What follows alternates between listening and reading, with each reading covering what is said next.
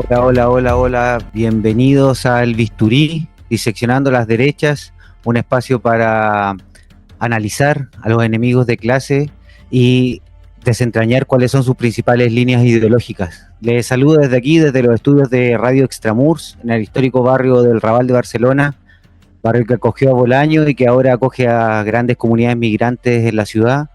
Por ello, antes de comenzar, nos sumamos como proyecto a la denuncia de la agresión militar que sufrió la Global Sub Flotilla por parte del Estado genocida de Israel y repudiamos el secuestro de uno de nuestros vecinos, de Saif Abu Keshef, quien fue secuestrado y que actualmente se encuentra bajo custodia carcelaria en el Estado genocida de Israel. Él junto a Tiago Ávila fueron apartados de los grupos que fueron detenidos y actualmente se encuentran bajo tortura y bajo custodia de Israel. Desde acá todo nuestro repudio al Estado genocida de Israel y nuestra admiración a los cientos de tripulantes que, arriesgando su vida, siguen navegando para construir un corredor humanitario en Gaza y denunciar el genocidio que allí se está perpetrando desde hace ya varias décadas. Dicho esto, saludo a un compañero de largas batallas y que me acompaña nuevamente desde el otro lado del charco. ¿Cómo estáis, Rulo? Muy bien, Aarón. Espero que tú también. Se te ve bien ahí. Y sí, bueno, Tiago Ávila es vecino mío, como vive en Brasil.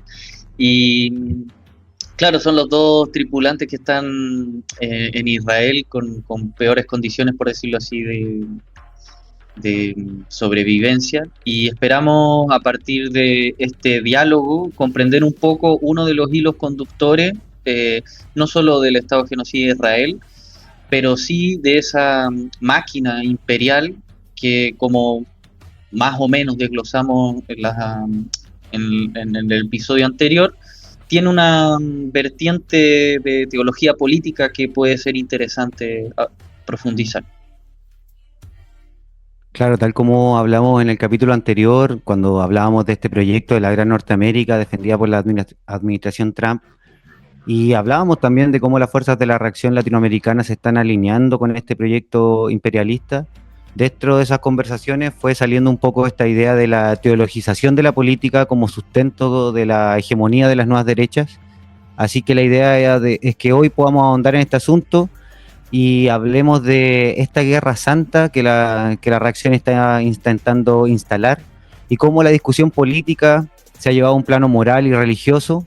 Así que para hablar de todo esto, te invito a escuchar a uno de los denominados salvadores, a uno de los exponentes de la ultraderecha latinoamericana, a uno de los que quizás es de lo más feo que tenemos en nuestras tierras.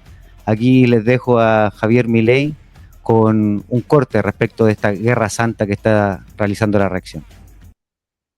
Cuando uno rechaza la ley de Dios, cuando adscribe al marxismo, el resultado no es incierto. El marxismo no es simplemente una teoría económica alternativa con errores técnicos corregibles. Es algo mucho más serio. Se autodeclara como una teoría satánica. Marx era satanista. Su propio texto de Juventud lo revela. El drama Ulanem, anagrama de Manuel, nombre bíblico de Cristo, es un himno a la destrucción y al odio contra el Creador. Dice textual: pronto lanzaré la eternidad y lanzaré gigantescas maldiciones a la humanidad, escribe Marx en ese texto. Richard Gumbrand lo documentó con rigor en su libro Marx y Satanás. Los textos existen, están publicados, están disponibles para quien los quiera leer. No es una acusación retórica, es una descripción de la cosmovisión que está en la raíz del sistema. Y esa cosmovisión engendra un conjunto de valores morales que son exactamente los opuestos a los valores judeocristianos.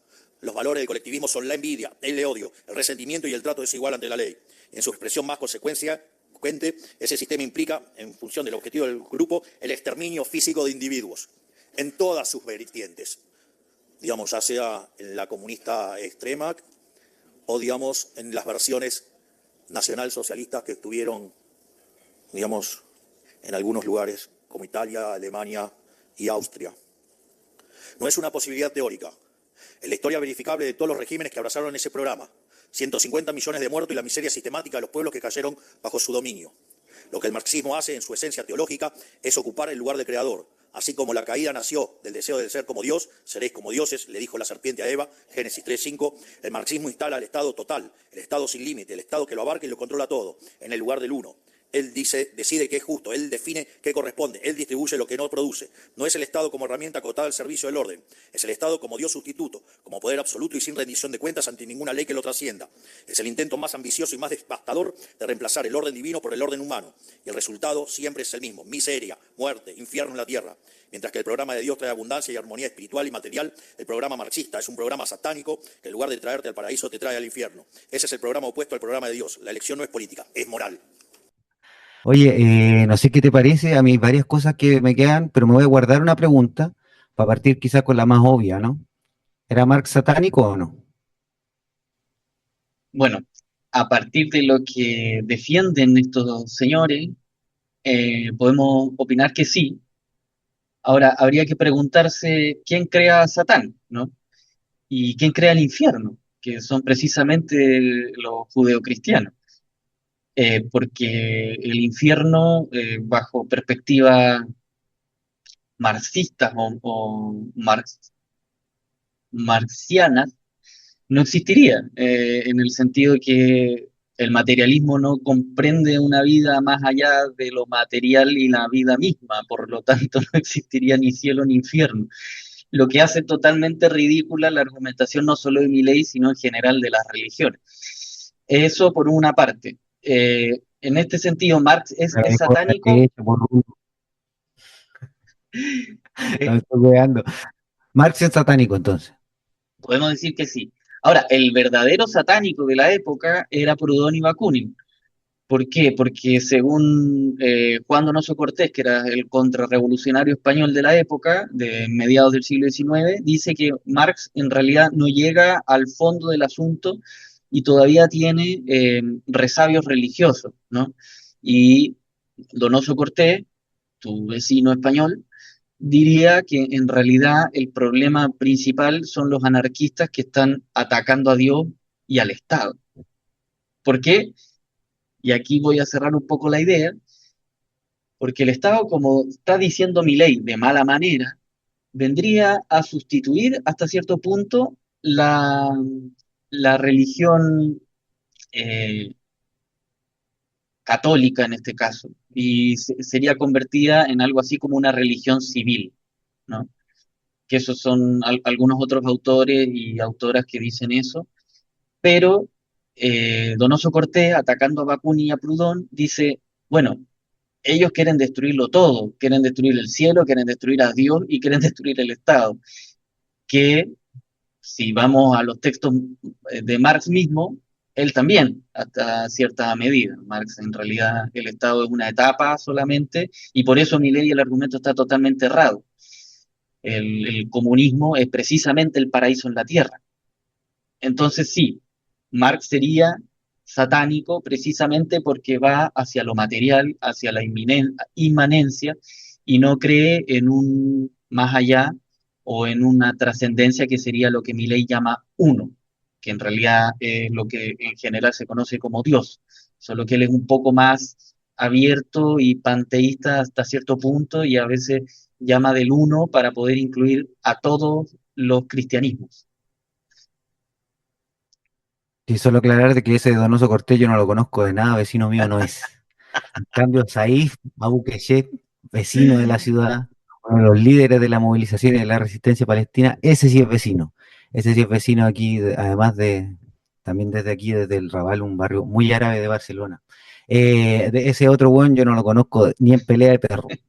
No, oye, hablando en serio, me llamó la atención como este rollo satánico, en el fondo hay también una cita bíblica, ahí a Génesis, pero también esto traslada un poco la discusión en el fondo, aquí no tenemos dos visiones de mundo que están Mm. contrapuestas y las cuales nos encontramos en medio de la sociedad para debatir, sino que somos representantes del bien, mientras Mm. que estos otros son los representantes del mal. Lo que me llama la atención es cómo también se recupera, o sea, se califica como satánico el proyecto como de ilustración que tiene el marxismo en el fondo. La racionalización, la humanización, en el fondo pareciera ser una de las amenazas. Es como volver a un discurso un poco del medioevo, ¿no? Como en alguna medida como rescatando esta necesidad de que Dios ampare un modelo económico, un modelo de sociedad. Totalmente de acuerdo. De hecho, una de las perspectivas que tienen estas teologías políticas reaccionarias, que en el fondo teórico del asunto, toda teología política sería en realidad parte de una reacción a la ilustración, a la modernidad y al pensamiento, ¿no? Porque finalmente dependen de la fe y eso no es discutible humanamente. Eh, Eso ya lo decía, y aquí, como tú me habías dicho, de traer algunas bibliografías, ya lo decía Spinoza en el Tratado Teológico Político, de cómo en realidad la teología no tiene nada que decirle a la filosofía o al pensamiento o a la razón, ¿no? Y en esa medida sí son anti-ilustrados, las religiones son anti-ilustradas, a pesar de que ciertas líneas del protestantismo surgen muy ligadas a lo que es la ilustración, pero eso es más bien por la metodología de análisis de la Biblia. Ahora, en esta división entre el bien y el mal, ¿no? Es evidente para la línea judeocristiana que el bien son nosotros, ellos en este caso, ¿no? Que vendría siendo este pueblo elegido, que puede ser desde Israel o desde Jerusalén hasta Estados Unidos de América, ¿no? Y ese pueblo elegido, que obviamente no es todo el pueblo, ¿no? Porque tenemos judíos heterodoxos o judíos ortodoxos inclusive contra el Estado de Israel o contra ciertas políticas imperialistas, como tenemos parte del pueblo estadounidense que obviamente no es trampista. Entonces hay cierta parte de ese pueblo que es un pueblo bien específico que representaría el bien, lo que en nuestros países en general se habla del ciudadano de bien, de la familia de bien, o etcétera, etcétera, como puede ser supuestamente el sentido común que apelaba Cast o el mismo Santiago Abascal en España, ¿no? Son los dueños del sentido común como si ese sentido común fuese común a todo el mundo. Bueno, eso sería el bien. Y el mal sería representado por toda esta obsesión supuestamente de las izquierdas o los progresismos de avanzar contra un orden supuestamente divino y natural. Y ahí está el punto medieval que tú tocas, ¿no? Ese orden supuestamente natural, que habría sido la supuesta creación divina según ellos, es jerárquico, ¿no? Es desigual y tiene que continuar de esa manera. Entonces, tenemos división por clase, tenemos división por género, tenemos división por raza, tenemos división por naciones, por gremios, etcétera, etcétera. Y hay toda una jerarquización de la sociedad que no debería ser transformable. Eso es lo que dicen estos señores cuando dicen que está esta lucha entre el bien y el mal. Entonces, cualquier persona, en este caso Marx, que intenta destruir eso, es efectivamente satánico, porque Satán viene a destruir el orden de las cosas. Finalmente es eso lo que hace eh, este ángel caído que vendría transformándose en el diablo. Y esa eh, afán por las cosas de los placeres corporales y todo, tiene nuevamente un golpe fuerte con esta separación entre cuerpo y alma, ¿no? Y ahí nuevamente volvemos a ciertas filosofías idealistas que son también contrarias, obviamente, a todo el materialismo, el marxismo, etcétera, de ahí para adelante, ¿no? Y entonces este mal quedaría anclado, para cerrar la idea, a cualquier filosofía, persona, intelectual, movimiento que busca transformaciones de ese orden jerárquico y que busca reformar, sea progresiva o revolucionariamente, el orden de Dios. Y ese orden de Dios está definido supuestamente por estos señores que dicen que es fijo y que está en cierto lugar en la Biblia, que fue escrita por humanos, ¿no? Entonces, son esos humanos que se benefician de este orden supuestamente divino. Y todo lo que sea en contra de eso va a ser denominado como mal o como infernal. Y ahí, por ejemplo, el mismo Guzmán, Jaime Guzmán Errázuriz, en su minuto decía, bueno, el marxismo es el reino sin Dios en la tierra. Entonces tenía Ok. clarísimo que la disputa era teológica. Claro, sí, aquí también se cita como esto de volveremos al infierno pagano o al Corán, digamos, como en el fondo el Islam como adversario histórico del cristianismo. Y otra cuestión que me llamó mucho la atención fue como en esta homologación de Satán y del mal con el comunismo y con aquellas ideas más colectivistas, en el fondo también está de la mano de esta reescritura de la historia, Mm, donde cuando Milei, por ejemplo, plantea eh, los regímenes comunistas como el de Stalin o el de Hitler, o el nuevo libro de Axel Kaiser, Nazi-comunismo. Esta reinterpretación de la historia y la asignación de los fascismos a la ideología marxista mm. también me llamó mucho la atención. Me llamó mucho la atención como, en el fondo, esta reescritura como parte esencial de este llamado a defender el bien y a defender a Dios.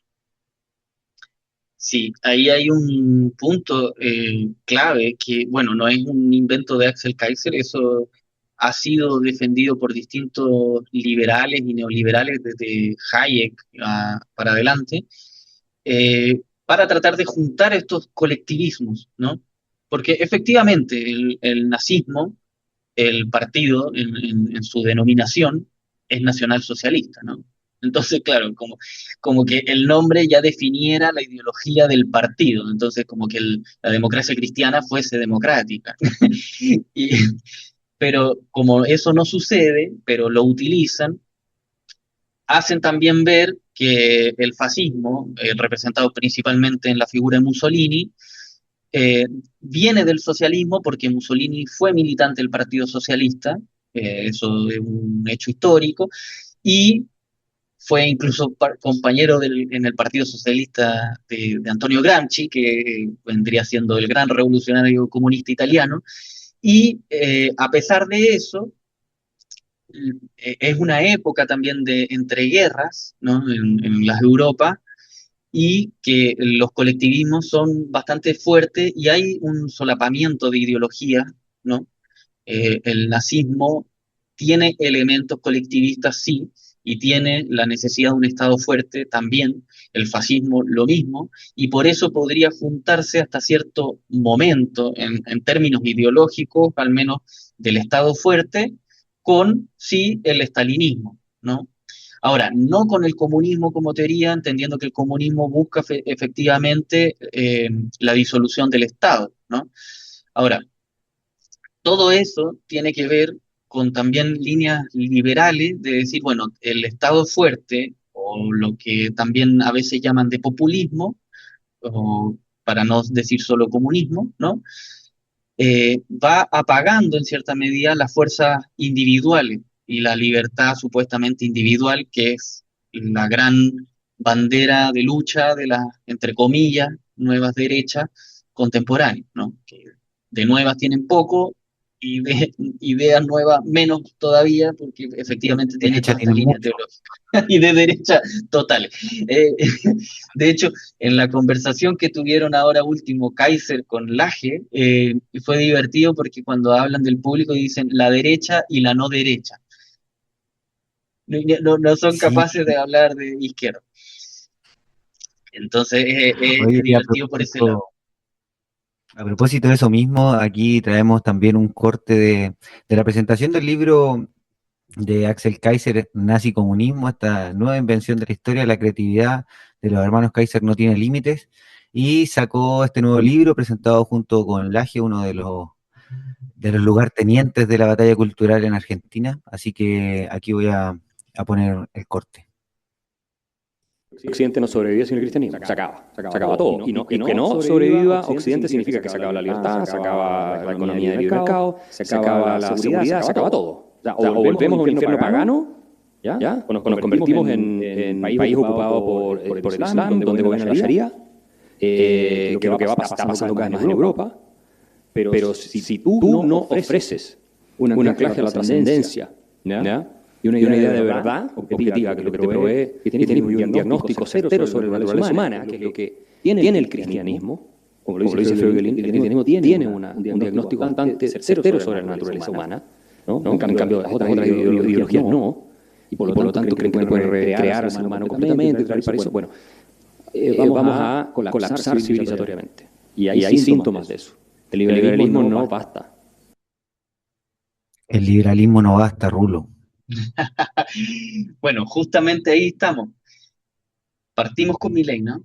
Milei, que se vendió como el gran paleolibertario, un rockero, cantante de, ¿cómo se llama? Nunca me gustó ese grupo, La La Renga, renga. eso. Bueno, cuando el presidente de ultraderecha canta tu grupo es porque tiene poco que defenderse.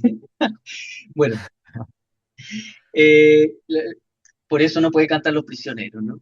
Bueno, pero más allá de eso, más allá de eso, ¿no? Y de hecho el mismo Jorge González criticaba a Charly García y todos los demás porque eran capaces de tocar en plena dictadura y sin censura, ¿no?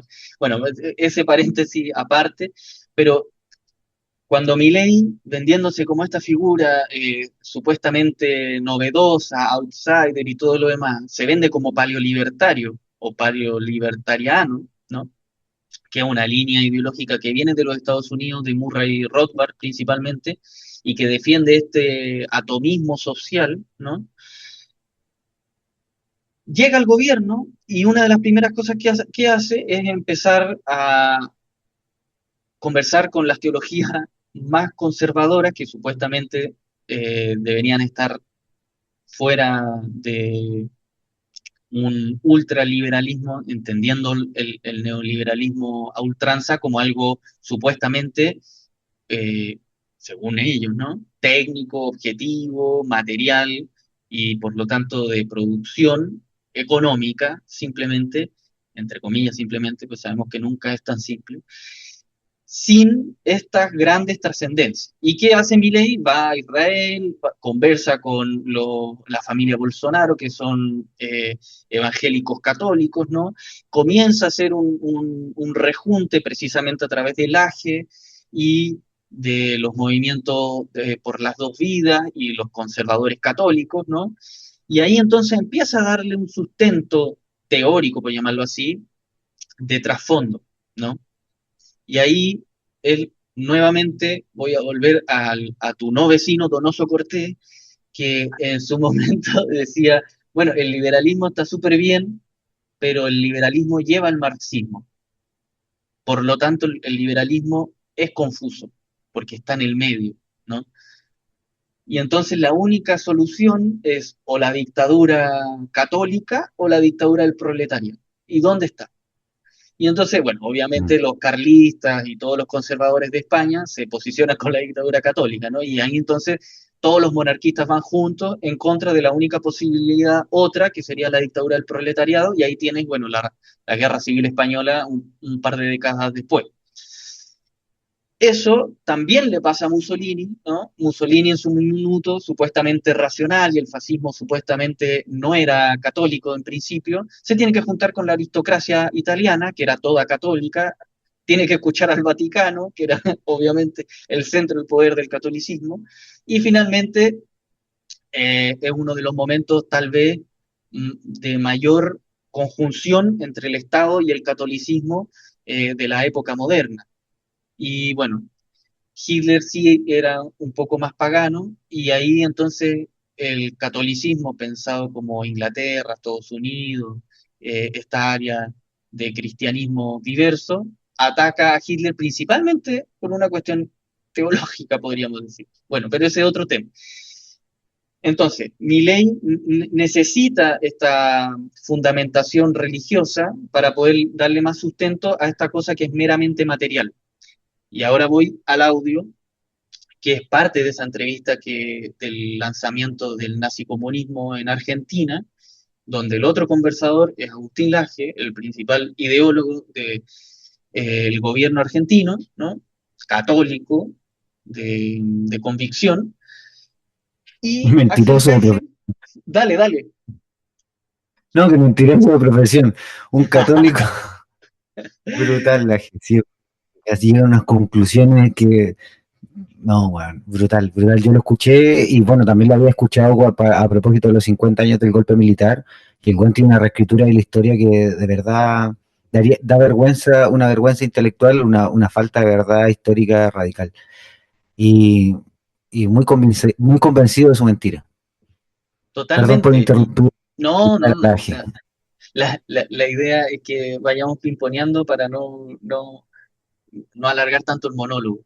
Y el hecho de que Axel Kaiser converse en ese pedazo y diga, bueno, yo era ateo y me convertí porque si no, no hay opción, es finalmente lo mismo que vienen diciendo desde la Revolución Francesa en adelante todos estos conservadores. Es decir, bueno, sin Dios no tenemos salida, por decirlo así, ¿no?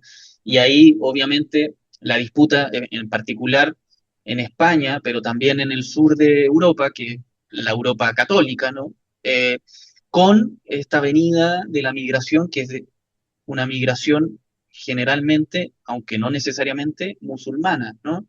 Y ahí entonces tiene supuesto vuelta al siglo XV, al siglo XVI, donde la Guerra Santa es clave, ¿no? Y ahí tenemos también que recordar la Inquisición, ¿no? La expulsión tanto de los moros como de los judíos de España, ¿no? Ahora que son todos amigos, da lo mismo, pero en su minuto fue clave la expulsión también de los judíos. Y eh, el, el faro, que es una palabra que recuerda también a la fundación de Laje y Kaiser, ¿no? Pero el faro de esa España es precisamente el catolicismo, ¿no? Y que fue el faro de la Italia fascista y de la Francia contrarrevolucionaria, también en su minuto contra la Revolución Francesa. Entonces tenemos estos tres líneas que estoy planteando el panorama, ¿no? Porque habría que ahondar en cada punto, pero para dejar un poco abierto esto durante el episodio de hoy. Y Kaiser al decir eso está usando esta línea de largo aliento para decir, bueno, no es solo política la que nos va a defender políticamente, sino que es necesario una teología que le corresponda, ¿no? Y en ese sentido, él dice, bueno, me convertí y soy cristiano. Y ahí hace una expansión. Él, en otra parte de la entrevista, bien al comienzo dice, yo soy alemán, y como alemán yo entiendo el problema de la migración musulmana y árabe y bla, bla, bla, bla, bla. Entonces, Sí. Pero ¿no sentís tú que al final esa lectura de que en el fondo la ideología no basta, como el proyecto político ideológico no basta, y que requiere también un sustento espiritual, fue también una conclusión de los años 60 desde la izquierda con la teología de la liberación, el construir el paraíso en la tierra, los curas guerrilleros, que en el fondo sí hay un componente del ser humano, digamos, que requiere esa necesidad de trascendencia o de certeza que no quiere cuestionarse y que desde ahí la religión ha acompañado igual a los procesos tanto reaccionarios como revolucionarios. sí, a mí me parece que en realidad Kaiser se dio cuenta un poco tarde. Yo creo que él siempre ha sido religioso sin saberlo, ¿no? Porque este derecho natural, el derecho a propiedad privada, es defendido religiosamente por el Vaticano desde hace más de un siglo. Entonces, no es que se les inventó ahora que tiene algo que ver, ¿no? De hecho, bueno, el mayor imperio feudal era las propiedades de la Iglesia católica. Entonces, en ese sentido, es Kaiser el que se viene a dar cuenta ahora que depende de la religión, pero siempre ha dependido de ella. El Estado chileno, en particular la Constitución, depende de las nociones religiosas que son traducidas por Guzmán a la política. Entonces, cuando se lee la persona es prioridad ontológica al Estado, que da lo mismo el concepto en términos filosóficos, pero es más importante que lo colectivo, eso tiene una eh, línea de proveniencia desde las encíclicas papales.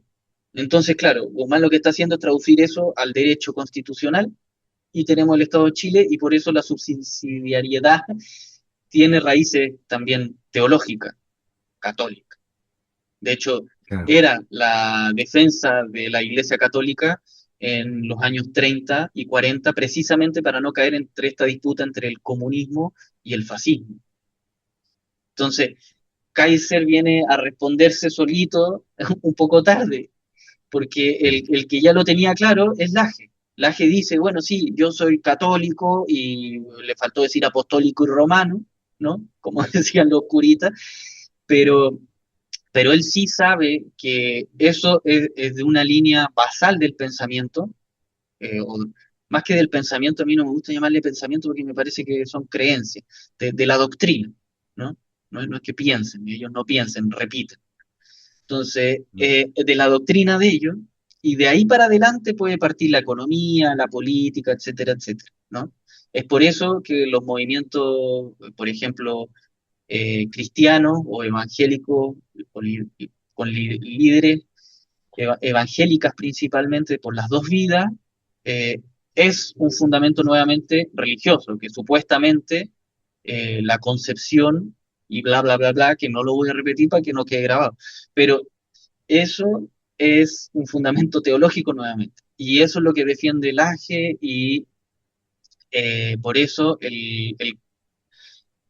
la teoría o la ideología de las derechas que tiene este fundamento teológico más claramente son en general, eh, ¿cómo decirlo?, más fuertes, porque tienen ese sustento de siglos, ¿no? Saben hace 5 siglos que vienen luchando contra la Reforma Protestante, luego contra la Revolución Francesa, luego contra la Revolución Rusa, y etcétera, etcétera. No son estas, entre comillas, nuevas derechas, eh, medias woke, por decir, usando los términos de ellos, que solo hablan de cosas técnicas y económicas. No, claro, justamente también, o sea, es un revival del Dios, Patria y Familia, pero con caras más jóvenes en el fondo. Porque finalmente también lo que construye este movimiento, que entiende que la migración lo amenaza, que los derechos de las disidencias sexuales amenaza a la familia y la reproducción, en el fondo instalan toda esta idea Dios, Patria, Familia, desde ahí levantan esta cruzada, en el fondo, cruzada contra el Islam, cruzada contra el migrante, cruzada contra el comunista. También esta figura igual que tiene mucho la reacción latinoamericana de el líder único. Durante décadas despotricaron en contra de aquellos líderes que eran de izquierda diciendo que eso era propio del populismo y que no tenían proyectos más que proyectos personales, y actualmente vemos cómo se van instalando estos líderes como Nayib Bukele con su aire millennial, Javier Milei con su aire rockero, José Antonio Caz con su aire conservador y tan pechoño, Bolsonaro, y así vamos viendo cómo se empieza a ungir una figura de salvación en medio de esto que ellos denominan como una situación de emergencia, que quizás es otro componente también de este mismo fenómeno, ¿no? Creo que delineaste muy bien los puntos claves como de esta teología política, ¿no? Este líder fuerte, que en general es un hombre, ¿no? Eh, Además de eso, este mesianismo político que tienen estos líderes, ¿no? Y me gustó, quedé pensando en una cosita cuando dijiste Bukele, Milei y Kast, que a Chile le tocó el más fome, por decirlo así, en términos simples, precisamente o tal vez porque era el país más avanzado en los últimos años en ciertas cosas, como por ejemplo el derecho al aborto en las tres causales, el movimiento feminista, bueno, la revuelta del 2019 y el proyecto constitucional que casi se gana, que era un proyecto progresista y todo lo demás. Y también tenemos que recordar, no es cualquier cosa, el país donde el marxismo llegó al poder por la vía democrática, ¿no? Entonces, hay una diferencia con el modo de este político derechista, ¿no? Y Kast es un prototipo de la vieja escuela, por decirlo así. No es, como bien dijiste, Milei o Bukele, que Bukele es TikToker, ¿no? Entonces, esa calaña que tenemos en Chile también representa las condiciones materiales de nuestra sociedad y las condiciones políticas también de nuestro país en particular. ahí, por ejemplo, no sé, yo recuerdo la campaña Milei con cumbia villera, algunas cumbias relevantes, o con banderas, gritos. Kast jamás haría eso, además que no le resultaría, además de Mm, ridículo, no sé qué podría hacer. Entonces, tenemos este líder fuerte construido precisamente por una cosa, eh, voy a repetir bastante esto, pero la noción de la autoridad con mayúscula también es una idea de la teología, ¿no? Principalmente la católica, que requiere de esta trascendencia que vendría siendo Dios, ¿no? Y el líder en este caso sería Dios en la tierra, en cierto modelo, ¿no? Entonces este líder tiene que tener potestad bastante grande y una autoridad también bastante significativa como para que su palabra sea creíble, ¿no? Y además los poderes sean viables de concretizar. Y ahí, por ejemplo, el modelo de las dictaduras que tuvimos en América mm. Latina es bastante perfecto, en el sentido de que en general los dictadores tenían la potestad de hacer lo que decían y tenían cierta autoridad en una parte del pueblo, ¿no? Obviamente eso fue bastante menor y por eso cayeron las dictaduras, pero la idea de construir esa legitimidad es donde perdieron. Pero si hubiesen conseguido eso, hubiesen sido tal vez un poco más, eh, ¿cómo decirlo?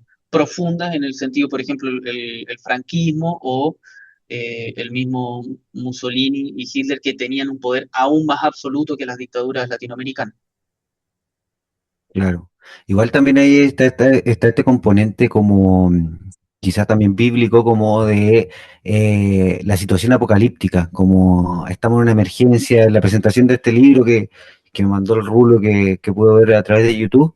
En el fondo, básicamente ellos lo que están sosteniendo es como es inminente la crisis de Occidente, es inminente la caída de Occidente, y con la caída del Occidente o viene el comunismo y los colectivismos o viene el Islam.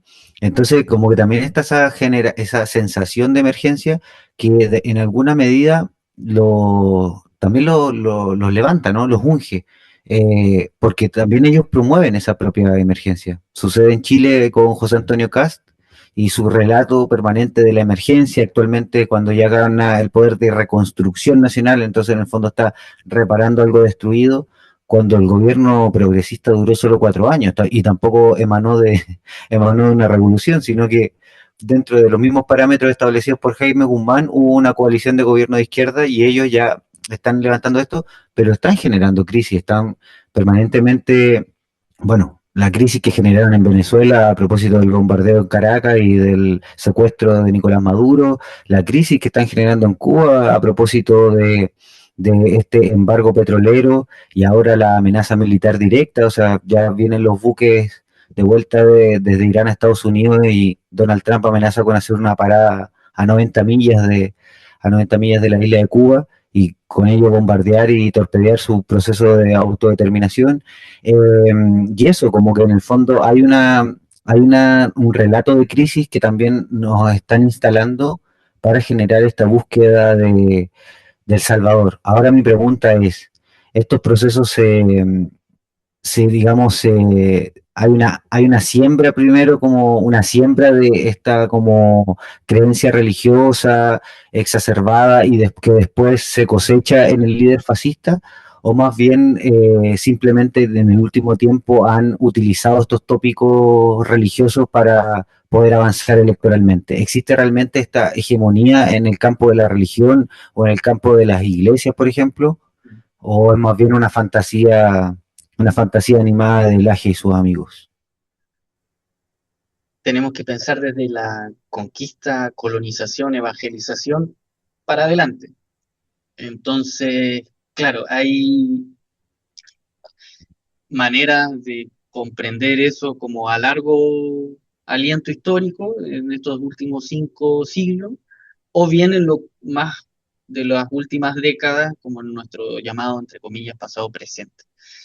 Y en ese sentido, creo que sería interesante que vayamos tratando de desglosar las dos, o sea, ya que estemos hablando eh, otras lenguas o eso ya hace parte de la propia evangelización que tuvieron los conquistadores, ¿no? Entonces, bueno, ahí habría que preguntarse qué es lo propio, qué es lo nuestro, etcétera, y que son otro tipo de preguntas que no quiero meterme ahora para ir directo a tu cuestión.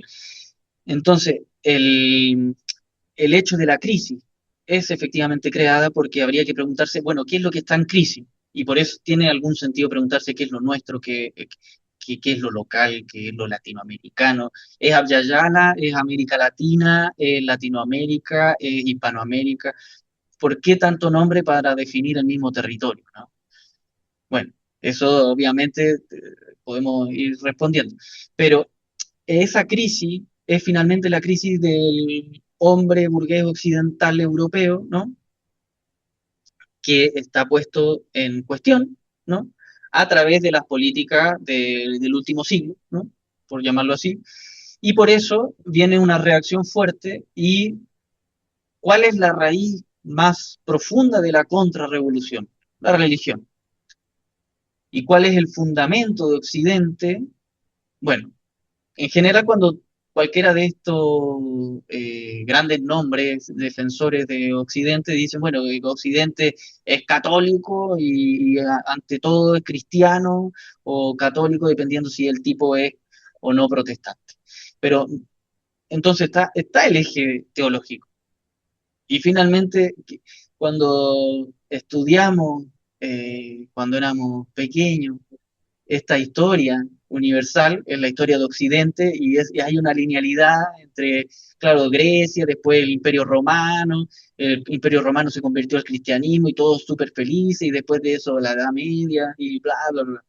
Entonces, hay una linealidad que en realidad es la linealidad de la religión cristiana católica, ¿no? O del judeo-cristianismo, si agregamos, y es eso lo que tenemos hasta hoy y por eso la disputa que hacen este tipo de intelectuales tiene un campo de una pradera donde encender ese fuego, ¿no? Porque somos de un imaginario evangelizado y que por lo tanto tenemos ciertas concepciones de mundo que calzan bien con ese occidente, porque, bueno, es la hegemonía que han tenido eternamente. Entonces, la crisis existe, pero es de esa idea de Occidente o de esa idea de sociedad, ¿no? Es la idea de una sociedad jerárquica donde existe una autoridad fuerte. ¿Es eso que está en crisis? Sí, súper bien. A la mayoría nos gusta. Entonces, claro, el problema es que a ellos que están en el poder no les gusta porque han tenido que entregar cierto espacio, cierta visibilidad, y bueno, ahí la expresión más fuerte es la machófera y los incel y bueno, la nueva política de violencia de género y todo lo demás que tiene relación con especialmente esa jerarquía que está siendo rota hace ya varias décadas, por no decir más de un siglo, con las políticas de los movimientos feministas, ¿no? No voy a profundizar en eso ahora porque no me compete, pero ¿qué es la respuesta a eso? Bueno, la religión nuevamente, la familia, como tú dijiste en un minuto, es la familia heteropatriarcal la única que puede defender a Occidente burgués y de todas estas migraciones y todo. Sí, sí, y además a mí también me llamó la atención también esta multimilitancia de los líderes de derecha, Javier Milei con el judaísmo, José Antonio Caz con los Schoenstatt, Kaiser cristiano, el otro puritano, calvinista, los de Estados Unidos, y también este discurso que enumeraba o sea, que decía muchas veces Kaiser durante este video de presentación del libro, que es como superemos la discusión de la reforma y la contrarreforma, como que aquí somos todos cristianos, vamos en contra de los satánicos, y como basta ya. Me llamó mucho la atención en términos de la sinceridad que tenía y cómo plantea una estrategia de la derecha súper disruptiva, súper a la ofensiva, Mientras, claro, aunque uno tendería a pensar que están más bien defendiéndose de entregar derechos y en realidad están en una avanzada súper radical con los líderes de los diferentes países. Ahí hay mucha tela que cortar y la idea es poder ir haciéndolo durante estos, estos capítulos que nos quedan. Hoy Mira, te antes voy a, quería recordar, oye, dale. Yo quería te voy a recordar mostrar. que estamos saliendo los días sábados, nos pisamos 2 veces. Estamos saliendo los días sábados a través de la radio Contrabanda FM acá en Barcelona, en la 91.4 FM, y también agradecer a los compañeros y las compañeras de Radio La Raíz COP por retransmitir siempre este contenido creado desde especímenes de la reacción ahí con Rulo a la cabeza, nuestro líder, ateo y único. Muchas gracias. Ojalá llegara a los talones de Bakunin Con algún día. esto, hay luz que te ilumina el rostro. Me De ilumina la... Dios. No, lo que te iba a mostrar, que no es una recomendación de lectura porque mucha cosa, pero es el libro de Agustín Laje, ¿no? Que es de toda esa mamotreto y ahí está todo La rayado, qué batalla sé yo, cultural. que es la batalla cultural, que es donde el libro finalmente donde él se hace famoso, ¿no? Por llamarlo de algún modo, ya había escrito un capítulo ahí, el libro nuevo de la, o sea, el libro negro de la nueva izquierda, que es ese, que es contra los feminismos Sí, y los movimientos disidentes, que ese está escrito con el Nicolás Márquez, que es otro negacionista, que es el padre intelectual de Laje, ¿no? El que lo manda a Estados Unidos a estudiar el posgrado en el Pentágono de antiterrorismo. Y después Laje se va a Navarra a hacer su magíster en filosofía y su doctorado, que todavía no termina porque tiene muchas más otras cosas que hacer, también de filosofía, y donde él hace finalmente eh, un estudio de la contrarrevolución, ¿no? ¿Por qué digo todo esto? Porque, claro, bueno, yo tengo algunas cosas escritas sobre esta obra de Laje y todo lo demás, y Laje finalmente permite un ejemplo, ¿no? De tal vez de esta nueva generación de contrarrevolucionarios, ¿no? Que en realidad son eso, no son nueva derecha, no son fascistas, no, son contrarrevolucionarios. Y en esa medida la batalla cultural en realidad es una contrarrevolución cultural que está contra todo tipo de avance, progreso, reforma, y etcétera, etcétera. Y ese fundamento es religioso y Laje en ese libro dice, superemos la división religiosa entre mormones, incluso dice, hay gente derecha que puede ser atea y está con nosotros, porque primero tenemos que conquistar el poder político, y ahí es muy Mm. gramsciano hasta cierto momento, pero ese poder político solo va a ser conquistado en cuanto seamos un pueblo.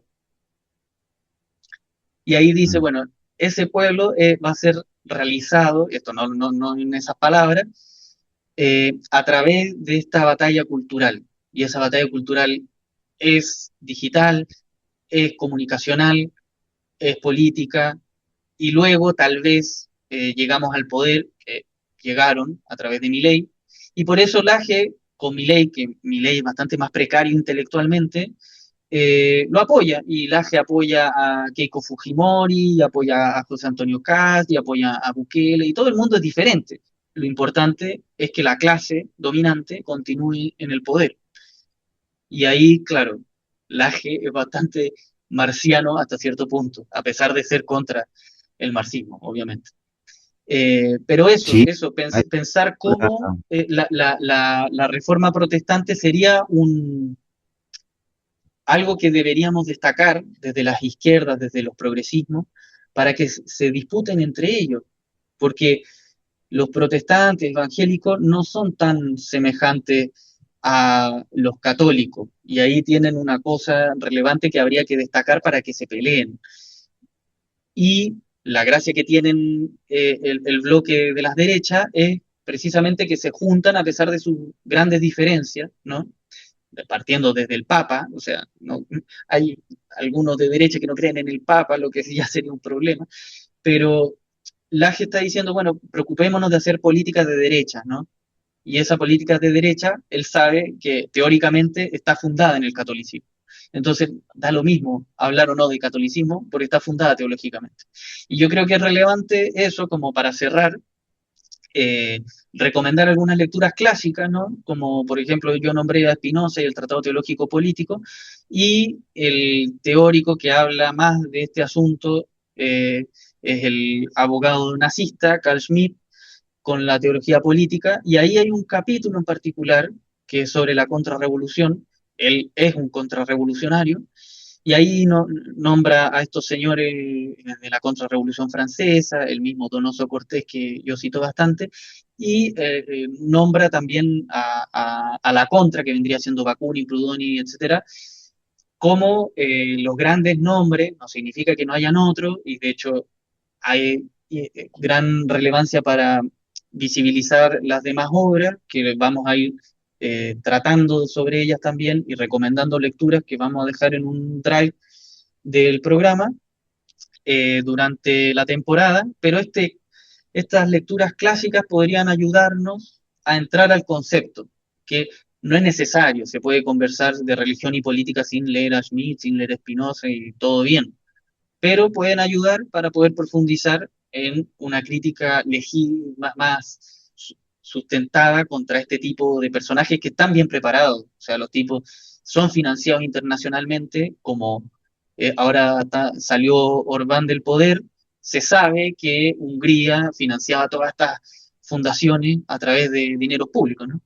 Bueno, eso, entre otras cosas, es la internacional católica que yo le llamaría. Mm.